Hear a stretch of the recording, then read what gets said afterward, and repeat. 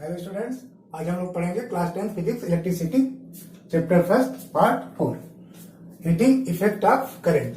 तो what is the heating effect of current? मैं यहां पे लिख दे रहा हूं, when an electric current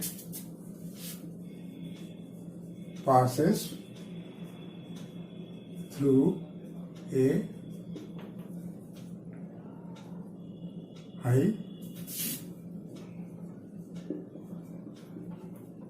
resistance like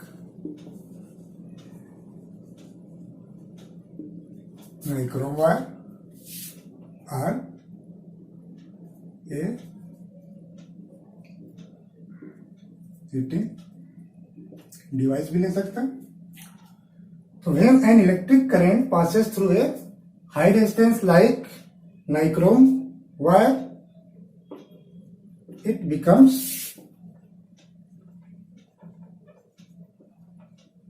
very hot and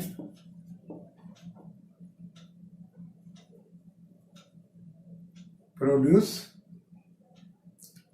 आपका प्रोड्यूस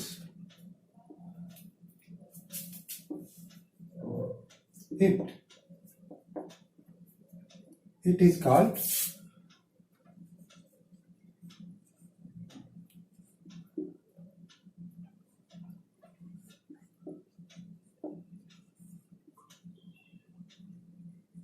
करंट। तो when an electric current passes through a high resistance like nichrome wire, it becomes very hot and produce heat. It is called the heating effect of current. It means क्या हुआ? अब यहाँ पे कोई हम एक conductor ले लेते हैं जो कि रेजिस्टेंस क्या है इसका R है और एक हाई रेजिस्टेंस R वैल्यू का है। अब यहाँ पे अगर हम कोई सोर्स से हम जोड़ दें, बैटरी सोर्स से जोड़ दें, जब यहाँ पे अगर करंट I फ्लो हो रही है, करंट जब आई फ्लो हो रही है तो इसके अकॉर्डिंग अगर मान लीजिए 2 पॉइंट्स है, इसके अकॉर्डिंग क्या होगा, यहाँ वोल्टेज प्रोड्यूस होगा, यहाँ पे वोल्टेज होगा, तो यहाँ पे क्या होगा, ये पोटेंशियल डिफरेंस होगा। अगर मान लीजिए ये एक पॉइंट है VA और VB, तो आपका VA माइनस VB जो क्या है, ये आपका वोल्टेज जो पोटेंशियल, यही पोटेंशियल आपका डिफरेंस है।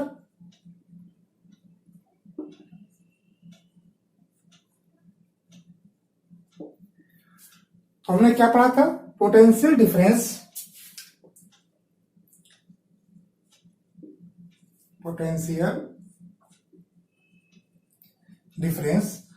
V इज इक्वल टू क्या होता था, work done divided by the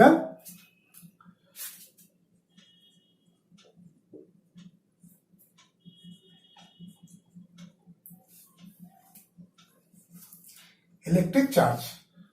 ठीक है ना, यहाँ पे work done divide by electric charge, ठीक है ना, जो हमारा यहाँ पे मूव करता है, जो हमारा यहाँ इलेक्ट्रिक चार्ज फ्लो हो रहा है, तो यह है आपका work done divide by electric charge. अब यहाँ पे क्या है,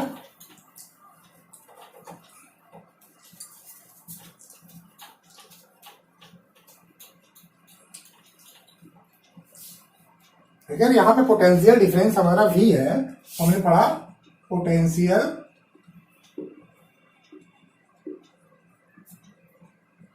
डिफरेंस V इक्वल टू होता है वर्क डन डिवाइडेड बाय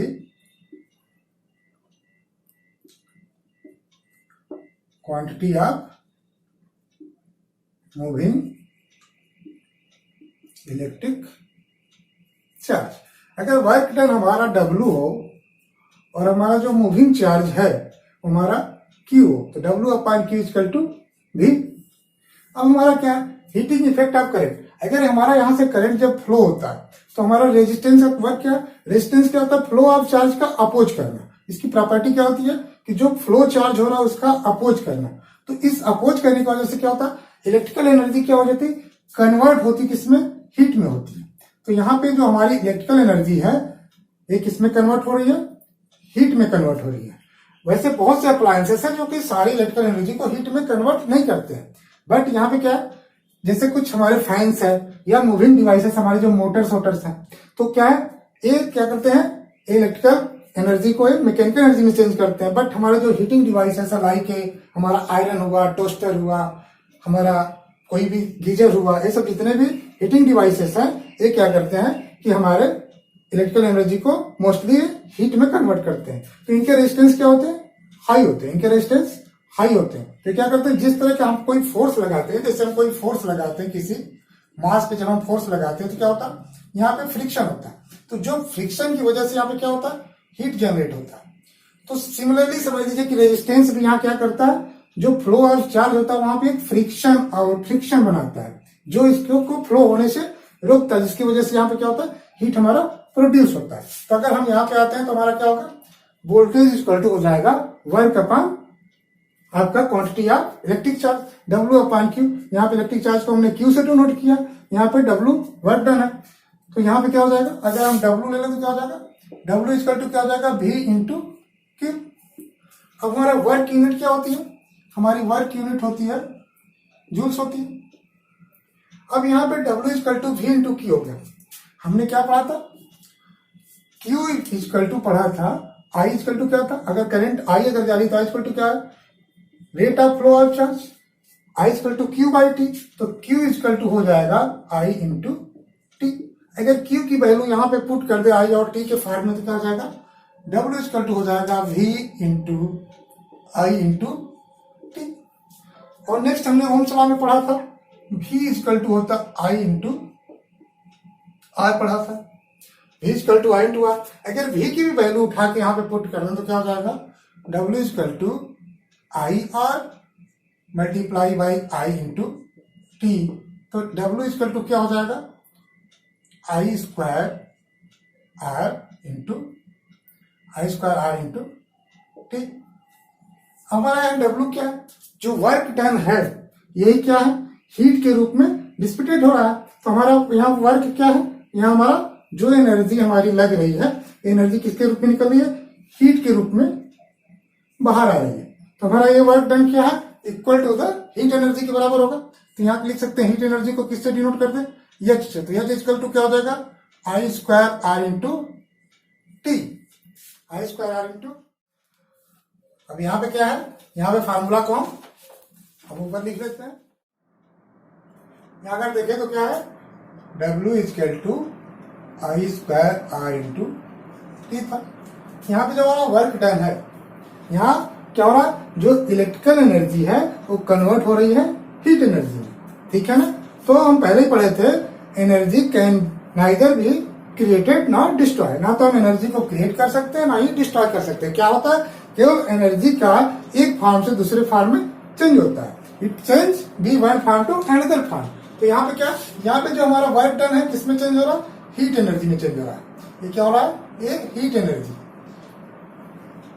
क्योंकि यहाँ पे जो टोटल वर्क है ये क्या हमारा हीट एनर्जी में चेंज हो रहा है। तो यहाँ पे क्या, heat energy is equal to क्या हो जाएगा, I square R into T. यहाँ हीट एनर्जी को ही हम H से डिनोट कर लेते हैं, तो I square R into T. ये हमारा जो H equal to I square R into to है, टी है, इसी को हम बोलते हैं Joule's of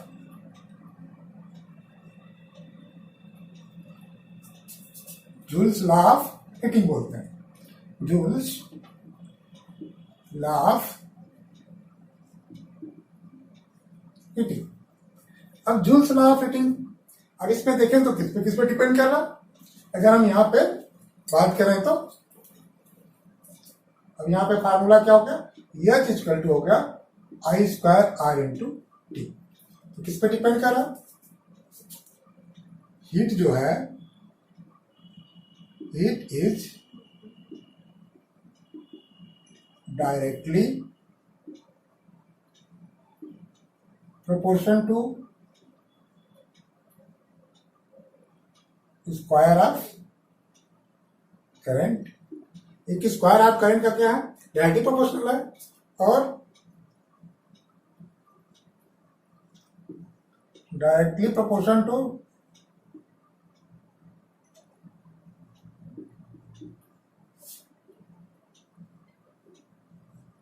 value of resistance and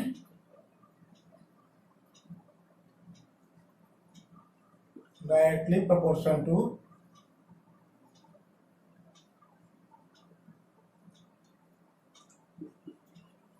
the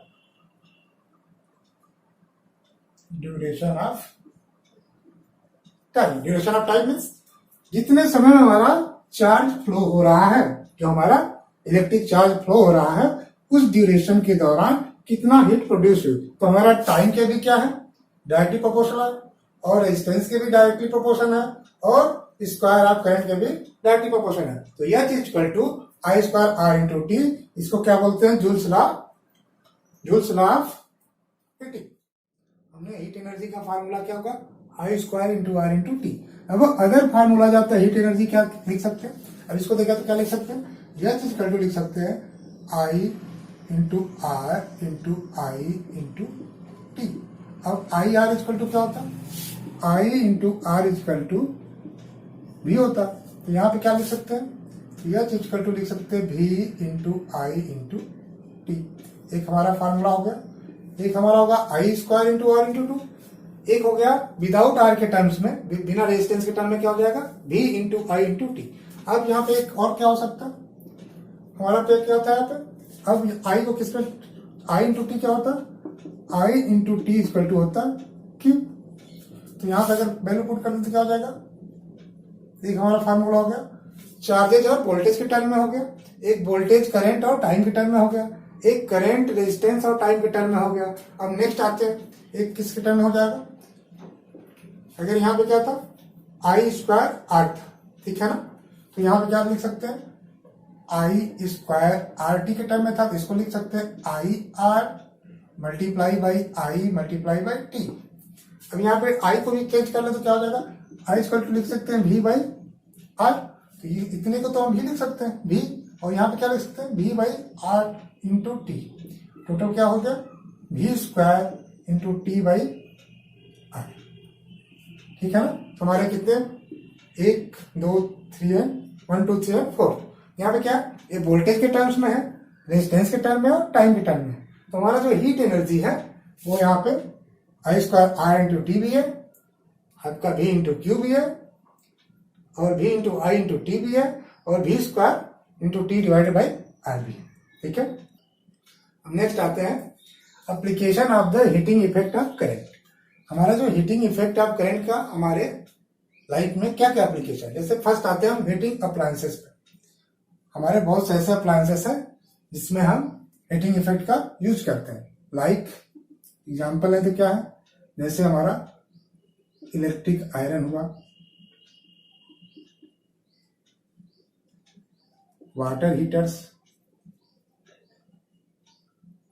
जिसको हम गीजर ही बोलते हैं,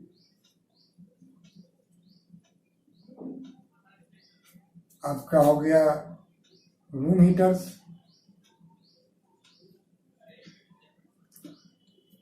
आपका हो गया electric iron, water heaters, room heater, electric oven.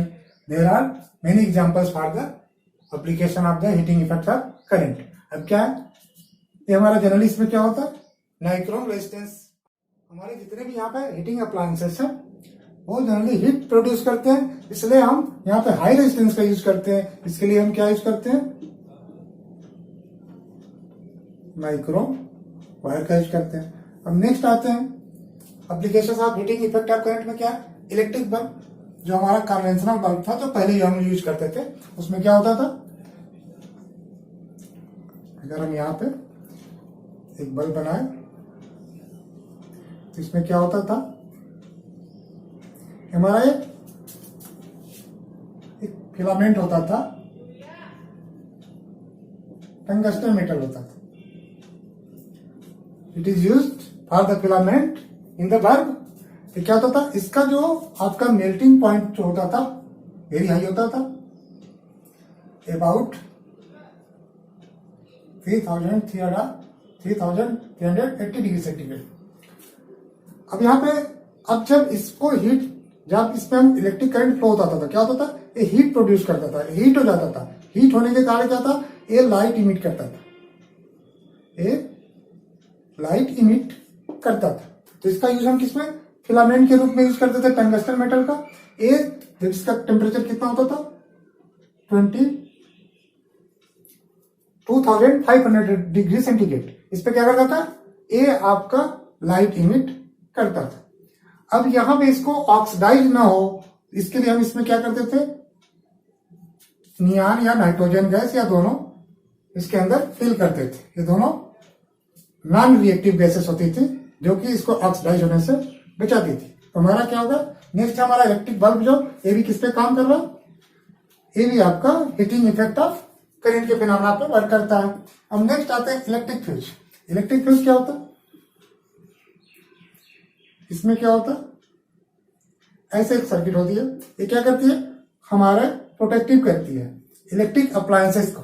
जो हमारे कॉस्टली इलेक्ट्रिक अप्लायंसेस हैं उनको हमें प्रोटेक्टिव करती है। क्या करती है, जैसे इसमें करंट पास होता है तो क्या होता है, इस यहाँ पे हीट एनर्जी प्रोड्यूस होती है। जैसे ये large amount of current pass through the fuse होता है तो यहाँ पे क्या, ये large amount of heat generate होता है, प्रोड्यूस होता है, जिसकी वजह से क्या होता है, यहाँ फ्यूज क्या हो जाता है, हमारा फ्यूज क्या होता है, मेल्ट हो जाता है। मेल्ट हो जाकर क्या होता है, सर्किट को ब्रेक कर देता है। और जब सर्किट को ब्रेक कर देता है तो हमारा नेक्स्ट जो कॉस्टली अप्लायंसेस क्या है, वो बर्न होने से बच जाते हैं। ठीक है ना।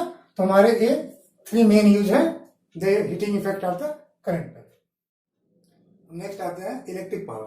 पावर क्या होता है, rate of doing work is known as power.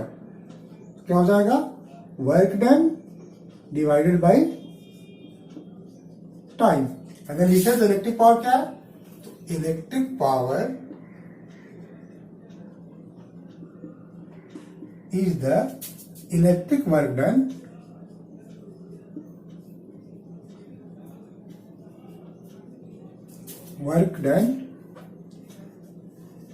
per unit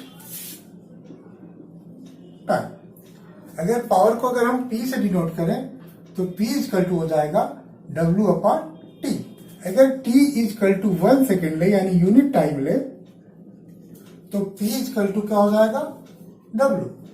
यानी जो electric power is equal to the work done when the time is unit. अगर यूनिट टाइम हो 1 सेकेंड हो तो हमारा जो पावर क्या होगा, ये वर्क डन के इक्वल होगा। ठीक है। तो अब पावर की यूनिट आती क्या होती है, अब इसकी यूनिट होती है जूल्स अपॉन टाइम की यूनिट होती है सेकेंड। इसको लिख सकते हैं जूल पर सेकेंड, जिसकी नई यूनिट क्या बन जाती है, इसको हम बोलते हैं वाट। तो हमारी पावर की यूनिट क्या होती है, वाट होती है। अब हम यहां पे आते हैं,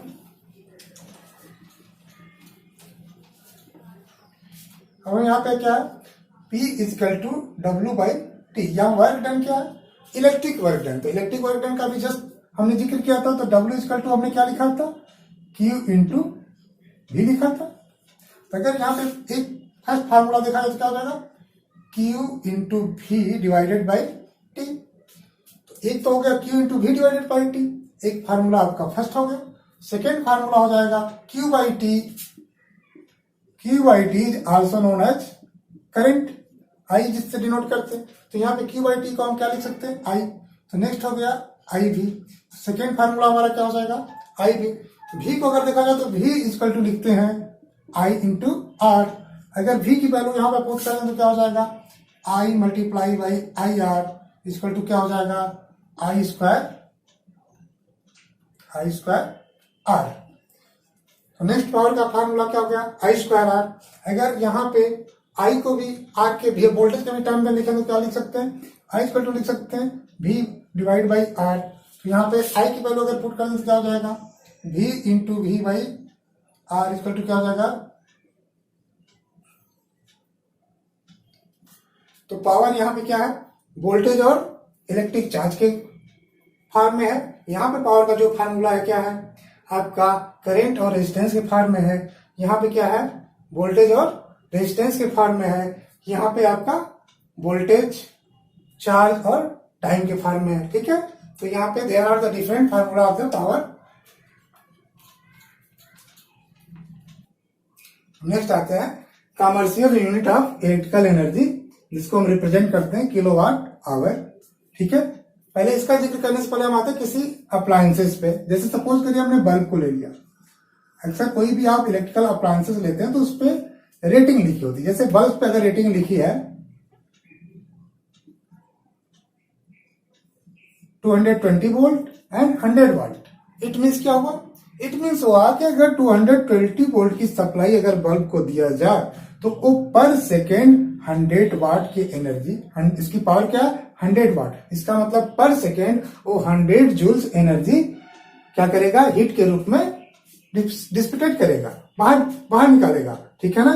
ये हीट के रूप में आपका बाहर निकालेगा। तो ये इसकी रेटिंग है, पावर क्या है? 100 वाट का है, तो पर सेकेंड 100 जूल्स एनर्जी आपका बाहर निकालेगा। ठीक है? तो अगर हम यहां पे करेंगे, बात करते हैं पावर की, तो अभी हमने जस्ट पढ़ा था क्या था? इलेक्ट्रिक पावर इक्वल टू होता है वर्क डन अपॉन टाइम। अगर इसको P से डिनोट था तो P इक्वल टू क्या था? W upon T। तो अगर हम W ले तो क्या हो जाएगा? W इक्वल टू हो जाएगा पावर इंटू टाइम। हमारा W क्या है? ये वर्क डन है, जो हमारा क्या है? यही हमारी एनर्जी है। चाहे एनर्जी हीट के रूप में निकले या मैकेनिकल एनर्जी के फॉर्म में चेंज हो, एनी फॉर्म, जब इलेक्ट्रिकल एनर्जी किसी अनदर एनर्जी के फॉर्म में चेंज होती है, तो चाहे हीट एनर्जी हो या मैकेनिकल एनर्जी फॉर्म में चेंज हो, बट एनर्जी क्या होती है? ये इलेक्ट्रिकल एनर्जी है। तो ये एनर्जी इक्वल टू क्या होता है? Power into time. अब का पावर का फॉर्मूला क्या था? अब यहाँ पे पावर को जो है क्या है? वाट है, वाट इंटू टाइम। यहाँ पे टाइम क्या है? सेकेंड है। What is a very smallest unit of the power. अब इसको हम किलो वाट ले लें तो क्या हो जाएगा? 1 kilo watt is equal to हो जाएगा 1000 वाट। और जो हमारा टाइम है, टाइम को भी किस में ले लें हम?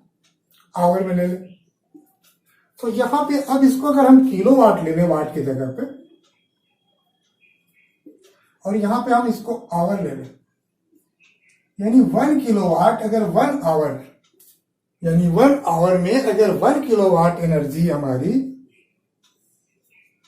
आपका बाहर निकल रही है हीट के रूप में या किसी के रूप में, ठीक है ना? इलेक्ट्रिकल एनर्जी अगर आपका डिसिपेटेड फॉर्म में निकल रही है हीट के रूप में, तो हमारा 1 किलो वाट जो आवर होता है, ये हमारा कहलाता 1 यूनिट।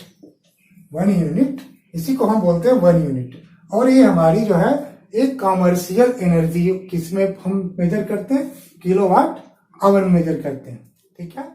यहाँ पे क्या है? अगर देखा जाए तो 1 kilowatt hour is the amount of the electrical energy consumed when an electrical appliance having a power rating 1 kilowatt is used for 1 hour. इसका मतलब कोई भी ऐसा हमारे पास इलेक्ट्रिकल अप्लायंसेस हो जिसकी रेटिंग 1 किलोवाट की हो, अगर उसको 1 घंटे तक हम यूज करें तो वो जो यूनिट होगी हमारा 1 किलोवाट आवर आपका कहलाएगी। तो अब अगर जैसे कोई भी हम अप्लायंसेस ले लें, जिसपे मान लीजिए हमारा एक रूम हीटर है, रूम हीटर, उसकी पावर रेटिंग लिखा है 1 किलोवाट, अगर लिखा 220 वोल्ट सपोज करिए लिखा होगा, इसका मतलब उसको हम 220 वोल्ट की जब हम सप्लाई लाइन देंगे तो वो एक, ठीक है ना, 1 घंटे तक उसको अगर हम यूज कर ले तो इसकी क्या हो जाएगी? 1 घंटे तक यूज करेंगे तो क्या हो जाएगा? इसकी पावर रेटिंग 1 किलोवाट है, मल्टीप्लाइड बाई 1 आवर, यानी कितना जूल्स एनर्जी हुई यूज किया? तो 1 किलोवाट में हो जाएगा 1000 वाट मल्टीप्लाई बाई 3600 सेकेंड। इसको अगर मल्टीप्लाई करेंगे तो क्या हो जाएगा? इसको जूल्स। इसका मतलब इसको अगर हम यहां पे पॉइंट लगा दें तो इसको हम 10⁶ लिख सकते हैं। अगर 1 किलोवाट आवर यानी 1 किलोवाट पावर रेटिंग का कोई रूम हीटर है, अगर उसको हम 1 आवर तक अगर इसको यूज करते हैं तो 3.6 इंटू द 10⁶ जूल्स एनर्जी हमारा कंज्यूम करता है। कितनी एनर्जी है? कंज्यूम करता है। तो 1 किलोवाट और 1 आवर अगर हम कोई यूज करते हैं तो हम इसी को बोलते हैं 1 यूनिट हमारी इलेक्ट्रिसिटी कंज्यूम हुई। तो हम जो घर पे जो हमारा इलेक्ट्रिक मीटर लगा होता है वो हमारा यही रीड करता है, जिसको आप चाहें तो आप घर पे जो बिजली आती है, बिल जो आते हैं, उसमें देखेंगे तो वहां पे यूनिट डिस्क्राइब रहता है। तो वहां देखेंगे तो आप देख सकते हैं कि जो 1 यूनिट बिजली होती है या 10 यूनिट जो भी आता है, तो 10 यूनिट का मतलब होता है कि हम 10 किलोवाट का 1 आवर यूज किए हैं या 1 किलोवाट का 10 आवर यूज किए हैं। ठीक है ना। तो ये हमारा हो गया किलोवाट आवर। अब यहाँ पे नेक्स्ट आते हैं disadvantage of the series circuits for the domestic wiring. हम डोमेस्टिक वायरिंग में सीरीज सर्किट्स के क्या क्या डिसएडवांटेज है। हम क्या करते हैं, जनरली हमारे जितने भी लाइट, फैन, टेलीविजन, जितने भी हम इलेक्ट्रिक अप्लायंसेस घर में यूज करते हैं वो किसमें रहते हैं, पैरेलल में एक दूसरे से कनेक्ट रहते हैं। अगर हम सीरीज में अगर डोमेस्टिक वायरिंग अगर यूज करते हैं तो उसके हमारे क्या क्या डिसएडवांटेज है। सपोज करिए कि हमने यहाँ पे हमने बल्ब भी लगा दिया, फिर हमने यहाँ पे फैन भी यूज कर लिया। ठीक है, ये हमारा फैन हो गया, ये सपोज करिए ये बल्ब है, ये हमारा फैन है, ये हमारा आपका, ये मान लीजिए हमारा एक गीजर है, फिर मान लीजिए यहाँ पे हमारा टीवी भी है। हमारे सब किससे जुड़े हुए हैं, सीरीज से, इन टू इन कनेक्टेड है। मान लीजिए हमारा ये वोल्टेज सोर्स पावर सप्लाई है, हमारा है पावर सप्लाई।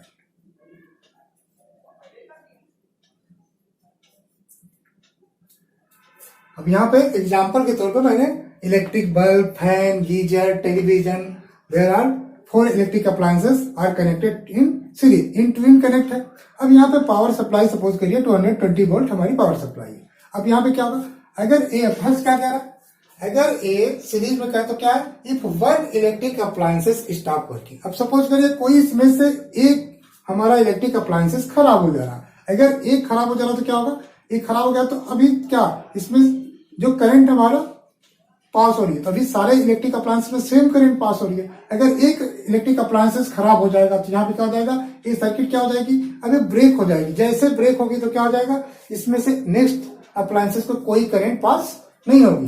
तो यहाँ पे क्या हो जाएगा, then all the appliances stop working, तो हमारे अदर्स अप्लायंसेस भी काम करना बंद कर देंगे। तो इसलिए इस सीरीज क्या है, सीरीज सर्किट हम डोमेस्टिक वायरिंग में यूज नहीं करेंगे। नेक्स्ट में अगर आते हैं, only 1 switch is used for all appliances. अब सपोज करिए सारे जब सर्किट सीरीज में है तो हम यहाँ पे केवल एक ही स्विच हम यूज करेंगे। अब यहाँ पे मैंने एक स्विच यूज कर दिया।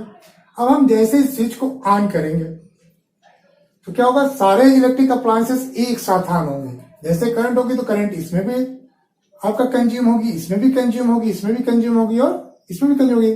तो सारे इलेक्ट्रिक अप्लायंसेस में एक साथ इलेक्ट्रिक कंज्यूम होगी। अगर यहाँ पे एक स्विच यूज कर रहे हैं तो अगर स्विच हम ऑफ करेंगे तो सारे इलेक्ट्रिक अप्लायंसेस एक साथ ऑफ होंगे और ऑन करेंगे तो सारे इलेक्ट्रिक अप्लायंसेस एक साथ ऑन होंगे। तो यहाँ पे क्या होगा, सारे पावर को क्या करेंगे, सारे पावर कंज्यूम करेंगे इलेक्ट्रिक पावर। अब बंद, हमको सपोज करिए हमको बल्ब जलाना है, टेलीविजन नहीं देखना, लेकिन यहाँ पे क्या सारे एक साथ ऑन रहेंगे। तो हमारा सेकेंड कंडीशन भी सीरीज सर्किट के लिए डोमेस्टिक वायरिंग में यूज नहीं होगा। थर्ड में अगर आते हैं, the appliances do not get the same voltage. अब यहाँ पे क्या, चूंकि सीरीज में अगर हम इसको वोल्टेज सप्लाई दे रहे हैं तो क्या होगा, सीरीज में हमने पढ़ा था कि क्या होता है, वोल्टेज सब पे इक्वल डिस्ट्रीब्यूट हो जाता है। तो यहाँ पे भी वोल्टेज, यहाँ पे वोल्टेज, यहाँ पे जो हमारा 220 वोल्ट की जो सप्लाई है सब पे डिस्ट्रीब्यूट हो जाएगा according to the its resistance value. इसकी कुछ ना कुछ रेजिस्टेंस वैल्यू होगी, बल्ब का भी होगा, फैन का भी होगा, गीजर का भी होगा, टेलीविजन का भी होगा।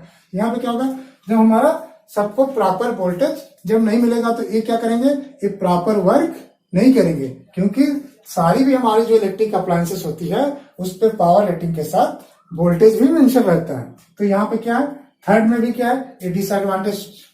फोर्थ हमारा डिसएडवांटेज क्या है आपका, in series resistance increase the very low current draw the from the circuit. अब क्या है, यहाँ पे सारे हमारे इलेक्ट्रिक अप्लायंसेस क्या है, सीरीज में कनेक्टेड है। जब सीरीज में कनेक्टेड है तो क्या है, सीरीज में हमने पढ़ा था कि सारे रेजिस्टेंस क्या हो जाते हैं, ऐड हो जाते हैं। अगर यहाँ पे 4 अप्लायंसेस हैं और सबके रेजिस्टेंस सपोज करिए इसके R1 है, इसके R2, इसके R3, इसके R4 है, तो सारे रेजिस्टेंस क्या हो जाएंगे, एक दूसरे में कनेक्ट होकर क्या हो जाएंगे, एक लार्ज रेजिस्टेंस क्रिएट करेंगे। अब ये लार्ज रेजिस्टेंस जो R की वैल्यू होगी क्या होगी, सबका ऐड कर देंगे तो बहुत ज्यादा हो जाएगी। तो यह क्या जाएगा, रेजिस्टेंस इंक्रीज कर देंगे। जब रेजिस्टेंस इंक्रीज करेगा तो क्या होगा, हमारा करंट क्या होता है, करंट इक्वल टू होता है V अपॉन R होता है। अब यहाँ रेजिस्टेंस हमारा इंक्रीज हो गया तो हमारा करंट क्या हो जाएगा, डिक्रीज होगा as per the Ohm's law.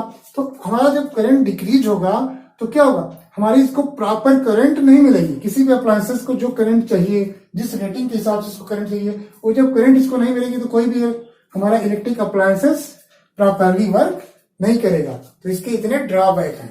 तो disadvantage of the series circuit for the domestic wiring, there are the drawbacks for the this circuit. Next आते हैं advantage of the parallel circuit for the domestic wiring. अभी हमने जब series circuit for the domestic wiring पढ़ा, उसमें disadvantage पढ़े थे। अब इसके एडवांटेज देखेंगे। अगर हमारा पे यहाँ पे हमारा यहाँ पावर सप्लाई है, इसके हमारा सर्किट क्या है, अब पैरेलल में कनेक्ट कर रहा है। हमारा सपोज करिए बल्ब है, नेक्स्ट हमारा आ जाता है फैन,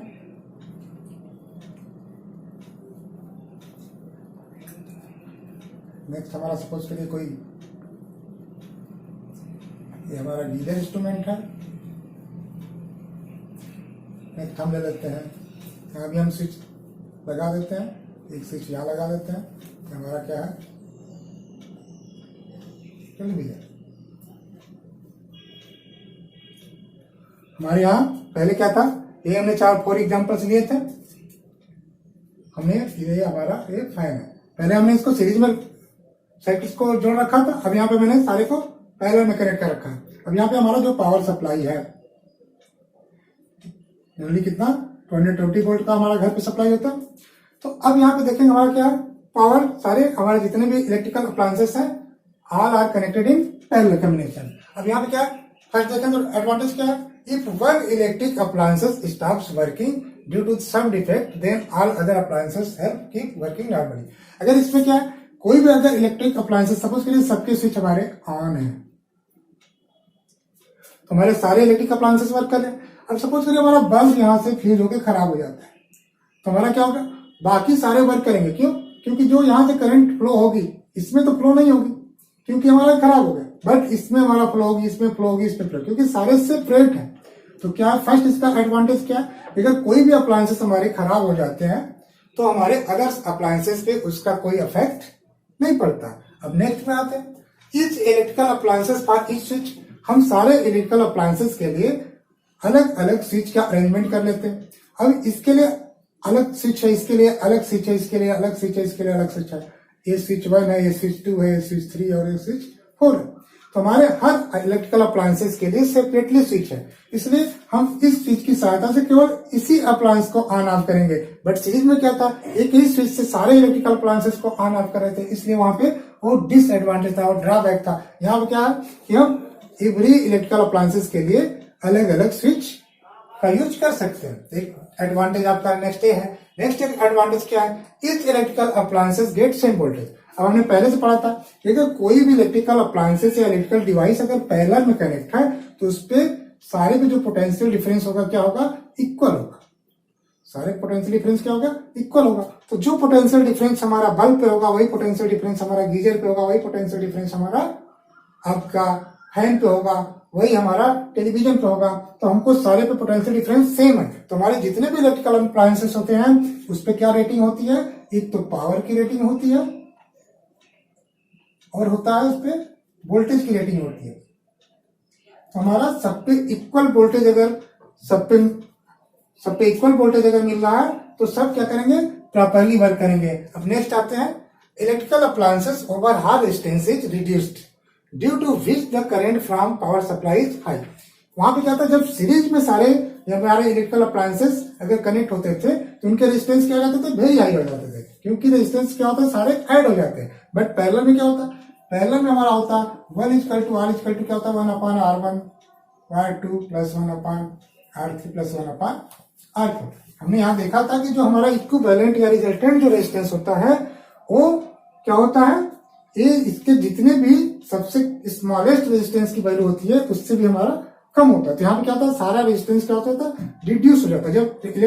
जब का रेजिस्टेंस रिड्यूस होगा तो क्या हो जाता है, आई इक्वल टू हम पढ़े हैं V/R ओम्स लॉ के according. I equal to V/R, जब R जब रिड्यूस हो जाएगा तो हमारा आई क्या हो जाएगा, इंक्रीज होगा। तो यहाँ पे क्या होगा, प्रत्येक जो इलेक्ट्रिक अप्लायंसेस हैं उनको प्रॉपरली करंट मिलेगा। जब प्रॉपरली करंट मिलेगा तो वो प्रॉपरली और स्मूथ वर्किंग करेंगे। तो हमारा यहाँ पे क्या advantage of the parallel circuit for the domestic wiring. Okay, यहाँ पे एक सैंपल प्रॉब्लम लेते हैं। An electric bulb is rated 220 volt and the 100 watt when it is the operated on 110 volt the power consumed will be। इसका अगर 220 volt पे कोई bulb है तो 100 वाट पावर कंज्यूम कर रहा है। अगर हम उसको 110 वोल्ट पे ऑपरेट कर रहे हैं तो पावर कितना कंज्यूम करेगा। अब यहाँ पे क्या है, हमने पढ़ा था, यहाँ पे गिवन क्या है, वोल्टेज है आपका 202 वोल्ट, यहाँ पे लिख दीजिए इवन वोल्टेज क्या है 220 वोल्ट्स और हमारा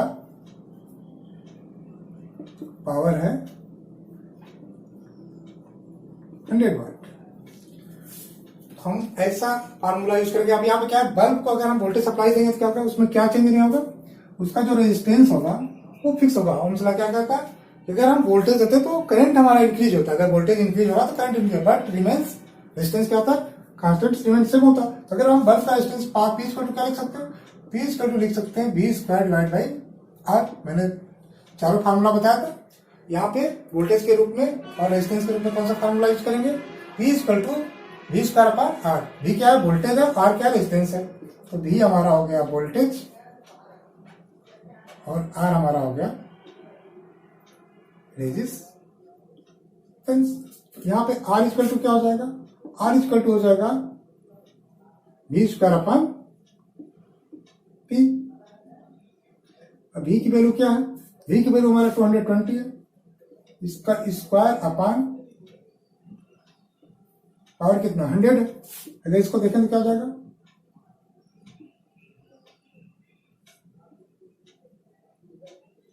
दो जीरो से दो जीरो कैंसिल हो जाएगा, 22 मल्टीप्लाई बाई 22 कितना होता है 484। क्या है, रेजिस्टेंस है हमारा बल्ब का, जो रेजिस्टेंस क्या हो गया 484 ओम्स हो गया, 484 ओम्स हो गया। अब हमारा नेक्स्ट क्या कहता है, अगर हम पावर सप्लाई 110 वोल्ट तो हमारा क्या हो जाएगा, तो कितना पावर कंज्यूम कर रहा है, हमको क्या फाइंड करना है, हमको ये पावर फाइंड करना है। तो हम नेक्स्ट रखेंगे P इक्वल टू होता है हमारा क्या, V स्क्वायर अपॉन R होता है। हमको अब V स्क्वायर की वैल्यू क्या करना है, 110 करना है। 110 मल्टीप्लाई बाई 110 और डिवाइडेड बाई क्या हो जाएगा 484। अब यहाँ पे क्या करेंगे, आपका इसको आप सिंपली जब 5 करेंगे तो कितना हो जाएगा, ये आपका आएगा 25 पार्ट आएगा। कैसे आएगा, देखिए जब 220 मल्टीप्लाई बाई 220 था divide by R same value था तो ये कितना था 100 वाट था, यानी ये 2 टाइम्स ए गेटर था, 2 टाइम्स ए गेटर था। अब क्या है, ये 4 टाइम्स इसका कम हो गया तो 1/4 हो गया, तो 100 वाट्स का 1/4 कितना होगा 25 वाट्स। अब इसको सिंप्लीफाई भी करेंगे तो आपका यही आएगा। हमारा जब सप्लाई हमारा 110 वोल्ट हो रहा है तो पावर रेट क्या हो जा रहा है कंज्यूम 25 वाट्स, यानी सप्लाई केवल हाफ कर रहे हैं, सप्लाई हम हाफ कर रहे हैं तो पावर रेटिंग हमारा 1/4 डाउन हो रहा है। तो हमारा आंसर अब यहाँ पे क्या है, हमको बताना है पावर कंज्यूम। अब नेक्स्ट हो जाएगा 25 watt. Okay, next sample problem है, a bulb is rated as 200 volt 100 watt, what is the resistance and 5 such bulbs burn for 4 hours, what is the electrical energy consume. और calculate the cost if the rate is ₹464 rupees and 60 paisa per unit. यहाँ पे 4.60 है तो 4 rupees 60 paisa per unit अगर cost है तो हमें calculate करना है कि जो हमारा एनर्जी कंज्यूम्ड हो रहा है उसका कितना कॉस्ट है और प्लस हमारा what is the resistance of bulb. तो अगर यहाँ पे हम एक बल्ब ले लें जिसकी रेटिंग क्या है 200 वोल्ट और 100 वाट है। अभी क्या बता रहा है, इसका मतलब अगर बल्ब को 200 वोल्टेज दे रहा है सप्लाई तो वो पर सेकेंड 100 जूल एनर्जी कंज्यूम कर रहा है, ठीक है ना। यहाँ पे 100 जूल एनर्जी ये कंज्यूम कर रहा है, हीट के रूप में डिसिपेट कर रहा है। तो अब यहाँ पे रेजिस्टेंस हम निकालना, तो हमारा गिवन क्या क्या है, गिवन हमारा वोल्टेज है जो 200 वोल्ट है और हमारा इलेक्ट्रिक पावर है कितना हमारा 100 वाट है। हम यहाँ पे देख रहे थे पावर इक्वल टू क्या था, power equal to V square by R था। हमने फार्मूला पावर का डिराइव किया हुआ था। मैंने 4 फार्मूला दिए थे, उसमें से आपको वो फार्मूला यूज करना है जिसमें आपका ये वोल्टेज और वाट के फॉर्म में हो, हमें रेजिस्टेंस के भी फॉर्म में हो। ये है तो यहाँ आर इक्वल टू क्या लिख सकते हैं, आर इक्वल टू लिख सकते हैं वी स्क्वायर अपॉन पी। यहाँ वैल्यू पुट कर देते हैं, वी की वैल्यू क्या थी 200, तो 200 का आपका हो जाएगा स्क्वायर डिवाइड बाई 100। अब यहाँ लिख सकते हैं 200 divide by 200, 200 multiply by 200 divide by 100। यहाँ पे 2 जीरो से 2 जीरो कैंसिल हो जाएगा, यहाँ क्या हो जाएगा 400। रेजिस्टेंस का यूनिट क्या होता है ओम, ये हमारा रेजिस्टेंस की वैल्यू क्या हो जाएगी 400 ओम। पहला हमारा आंसर यहाँ पे क्या हो जाएगा 400 ओम। अब नेक्स्ट आते हैं, यहाँ पे कह रहा है 5 सच बल्ब बर्न फॉर 4 आवर। अगर हमारे 5 बल्ब्स को एक साथ 4 घंटे अगर हम उसको हम बर्न करते हैं, कितनी इलेक्ट्रिक कंज्यूम हो गई। तो हमारा क्या था W इक्वल टू होता था पावर इंटू टी। अब यहाँ पे 5 बल्ब को एक साथ जब हम यूज करेंगे, जलाएंगे, कितना होगा, एक बल्ब का जो पावर रेटिंग 100 वाट है, तो 5 बल्ब का क्या हो जाएगा 5 मल्टीप्लाई बाई 100, ये 500 वाट हो जाएगा। तो यहाँ पे पावर क्या हो जाएगा, टोटल पावर कितना हो जाएगा। अब यहाँ टोटल पावर कंज्यूम क्या हो जाएगा, टोटल पावर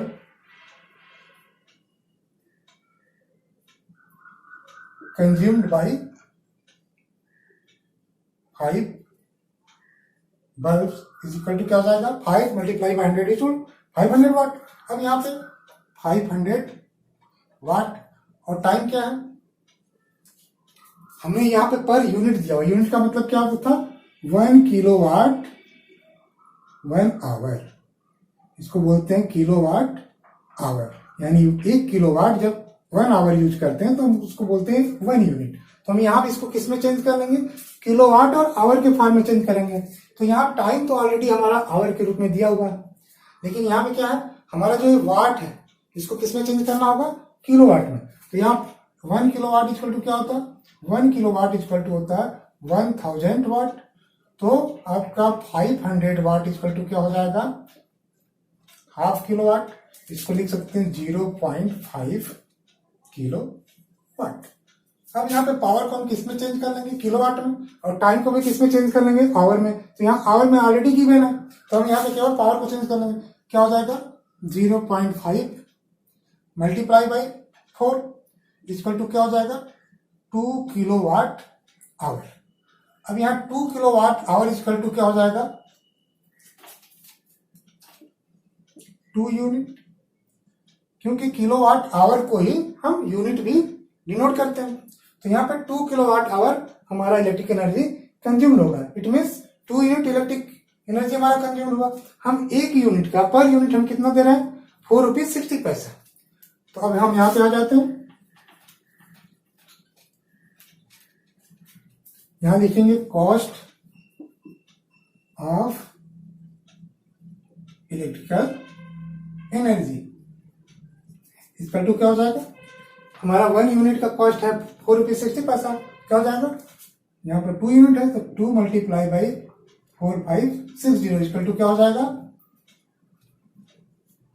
ये हो जाएगा 9 रुपीज एंड 20 पैसा। तो रुपीज 9.20। तो ये हमारा आंसर हो गया। एक हमारा रेजिस्टेंस का था, रेजिस्टेंस का हमारा आर की वैल्यू क्या आई थी, आर की वैल्यू आई थी हमारा 400 ओम। तो फर्स्ट आंसर हमारा यहाँ पे रेजिस्टेंस 400 ओम। और आपका हमारा टोटल कॉस्ट कितना है आपका रुपीज 9 रुपीज 20 पैसा। ओके।